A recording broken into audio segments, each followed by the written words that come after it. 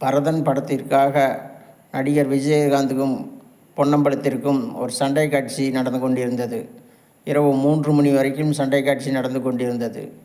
விடிந்தால் பொன்னம்பலத்திற்கு திருமணம். படக்குழுவினர் யாருக்கும் தெரியாது. 3 மணி சண்டை காட்சி முடிந்ததும் சம்பளத்தை வாங்கி கொண்டு திருமணத்தை நடத்திவிடலாம் என நடத்தி கொண்டிருந்தார்.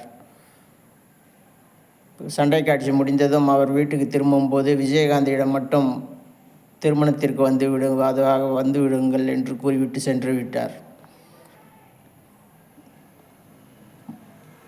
பொன்னம்பலம் குளித்துவிட்டு திருமண மண்டபத்திற்கு வருவதற்கு முன்னரே விஜயகாந்த் வந்து விட்டார். திருமணம் முடிந்தவுடன் ஆசீர்வாதம் செய்துவிட்டு கையில் 2.5 லட்சம் ரூபாய் பணத்தை கொடுத்து ஆசீர்வாதம் செய்தார். பொன்னம்பலம் பெரிய நடிகர், இவ்வளோ பெரிய நடிகர் நமக்கு 2.5 லட்சம் ரூபாய் கொடுத்து நம்மளுடைய வறுமையை தெரிந்து கொடுத்து உதவினாரே என்று மனம் கசிந்து அவர் காலில் விழுந்து வணங்கி ஆசீர்வாதம் பெற்றுக்கொண்டார்.